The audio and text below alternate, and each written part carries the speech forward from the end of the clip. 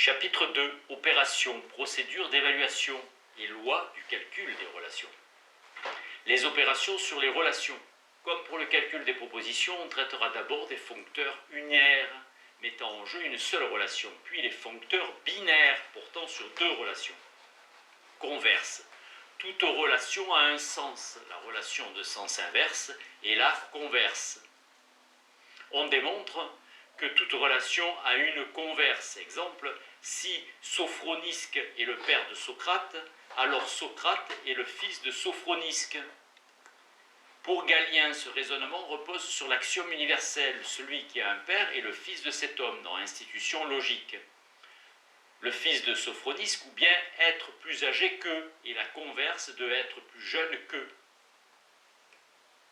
Dans Principia Mathematica, on notera toutefois que les relations gnoséologiques, et notamment les relations de fondation, n'ont pas de converse. Elles sont unilatérales, et donc ne peuvent relever d'un quelconque calcul logique. Willemin dans Leçon sur la première philosophie de Bertrand Russell.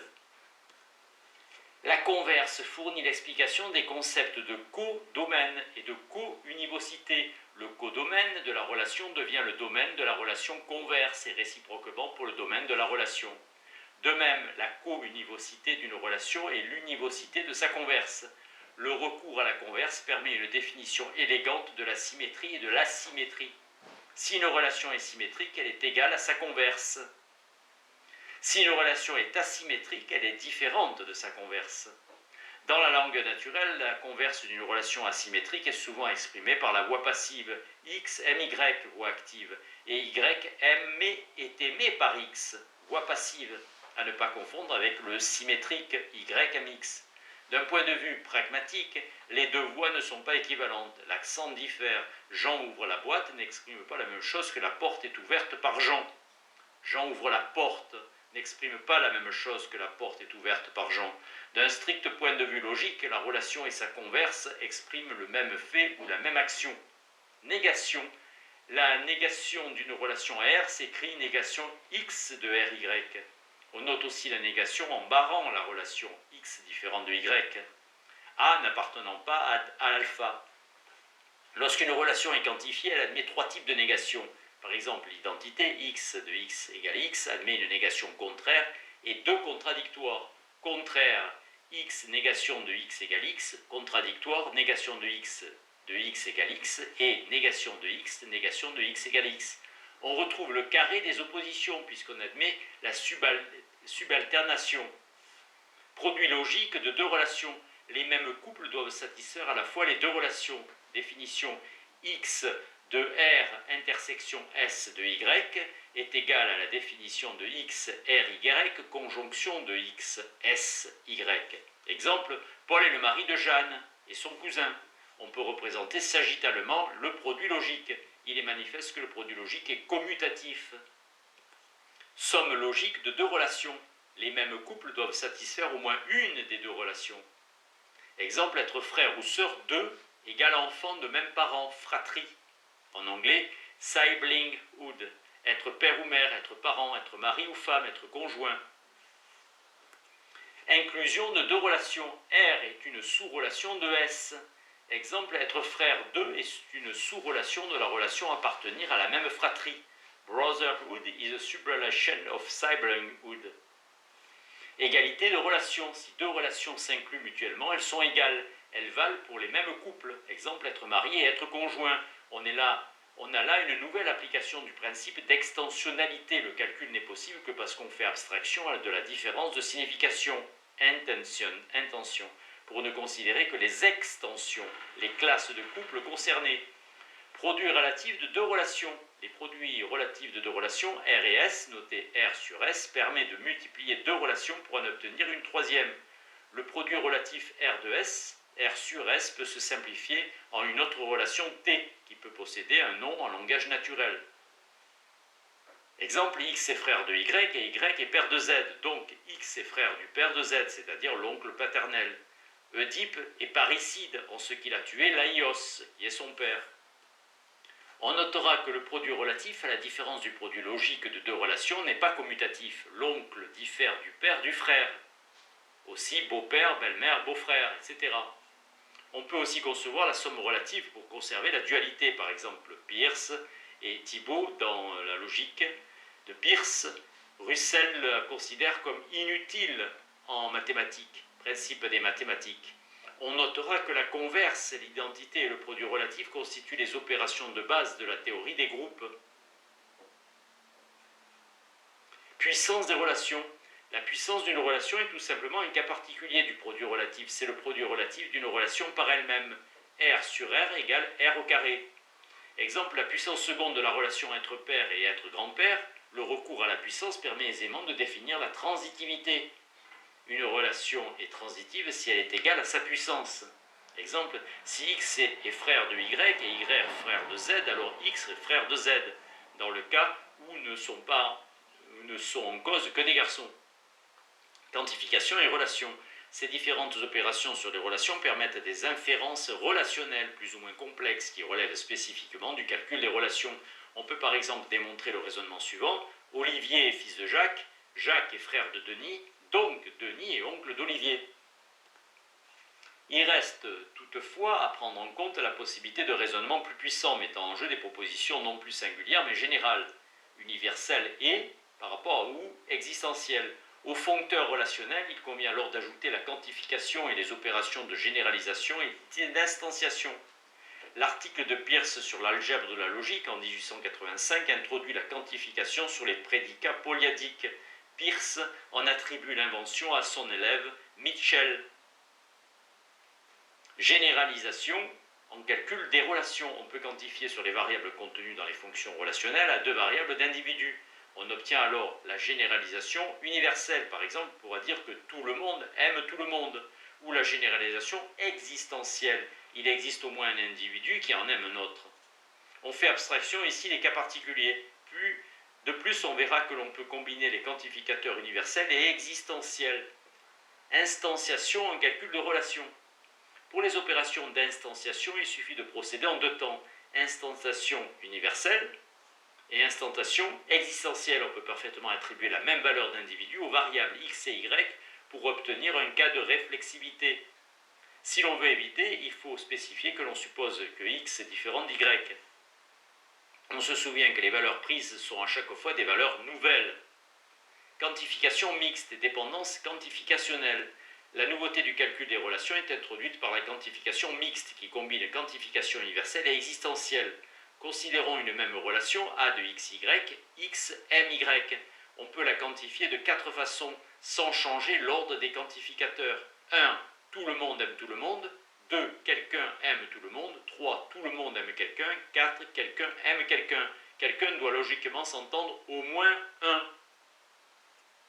En inversant l'ordre des quantificateurs, on obtient 4 autres propositions qui recourent à la forme passive du verbe. 5. Chacun est aimé de chacun. 6. Tous sont aimés de quelqu'un. 7. Quelqu'un est aimé de tous. 8. Quelqu'un est aimé de quelqu'un. Manifestement, les propositions 1 et 5 ainsi que 4 et 8 sont équivalentes. Ce n'est cependant pas le cas des propositions 2 et 6, 3 et 7. Dès lors, deux cas doivent être distingués.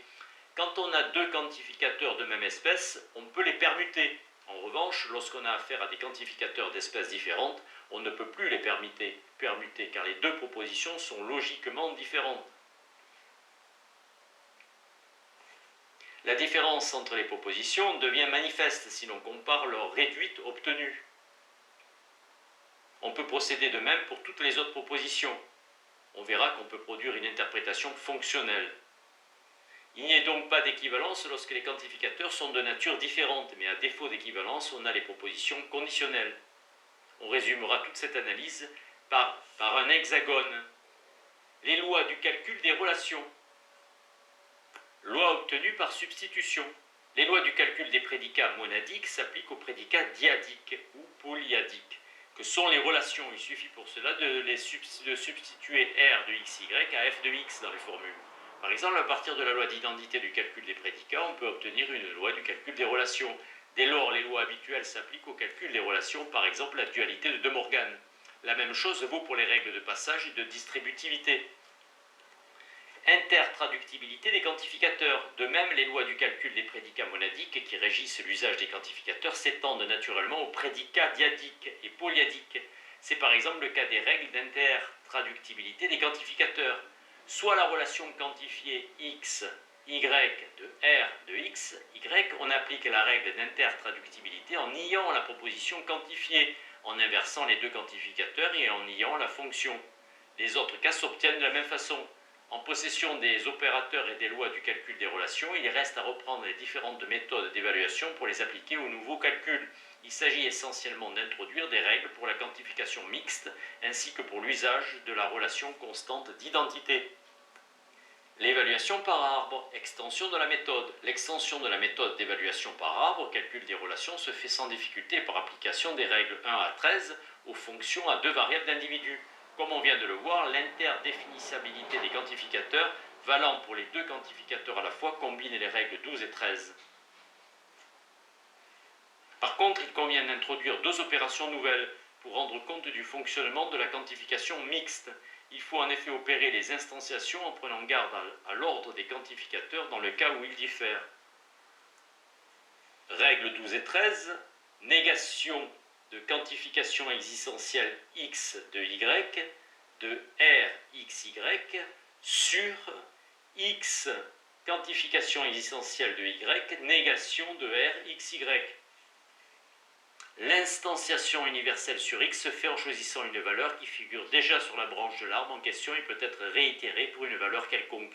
L'instanciation existentielle sur y est sous la dépendance de l'opération précédente et doit être de nouveau effectuée si on réitère l'instanciation universelle, l'individu en question n'étant pas nécessairement le même. Dans tous les cas, on choisira une valeur nouvelle sur le chemin pour l'instanciation existentielle. L'instanciation existentielle se fait en choisissant une valeur nouvelle et ne peut pas être itérée. L'instanciation universelle peut être itérée à la condition expresse de ne pas modifier la valeur initialement assignée à x. En itérant l'instanciation universelle sans changer l'instanciation existentielle, l'arbre se ferme, la proposition est valide. Traitement arborescent de l'identité. Pour que la méthode des arbres s'applique au calcul des relations avec identité, il convient d'introduire à titre de nouvelles règles les stipulations contenues dans la double définition de l'identité. De plus, la règle d'évaluation des branches doit être complétée. On fermera d'une croix toute branche contenant une négation d'identité, du genre négation de A égale A. Ainsi peut-on évaluer par la méthode des arbres les formules contenant l'identité. Soit par exemple la formule de la transitivité de l'identité. On nie toute la formule, on applique la loi d'interdéfinissabilité des quantificateurs, on traite la négation du conditionnel, on instancie existentiellement ce qui peut s'écrire A égale B, B égale C, négation A égale C. En vertu de A égale B, on peut appliquer la règle 17 sur B égale C. Ce qui produit la contradiction requise puisque négation de A égale C figure déjà sur l'arbre. L'adjonction des opérations 14 et 17 complique quelque peu la procédure de construction de l'arbre, mais surtout l'introduction des fonctions à deux variables, au moins conduit à ce que désormais trois solutions s'avèrent possibles. 1. L'arbre se termine et se ferme rapidement, la formule à évaluer est alors valide. 2. L'arbre se termine, toutes les opérations possibles sont effectuées, mais ne se ferme pas. La formule à évaluer est alors non valide, puisqu'on n'a pas décelé de contradiction interdisant de la falsifier. 3. L'arbre ne se termine pas, des opérations sont indéfiniment itérables. On ne peut alors savoir si la formule est valide ou non.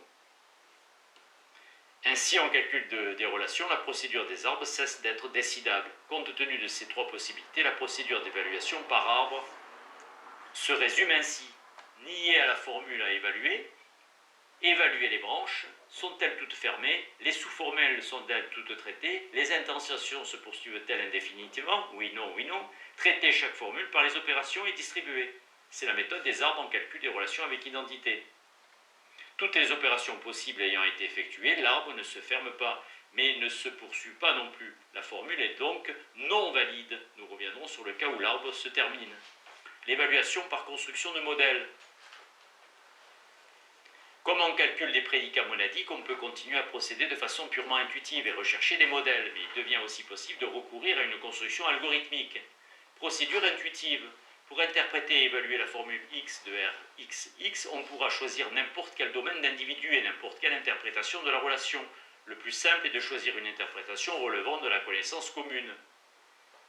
Est-ce réalisable? Est-ce valide? Oui, non. Pour éviter les ambiguïtés qui peuvent surgir lorsqu'on se réfère à la connaissance commune, on peut faire appel à une interprétation relevant des sciences, comme l'arithmétique et des entiers naturels. La formule est réalisable dans l'interprétation qui en est le modèle.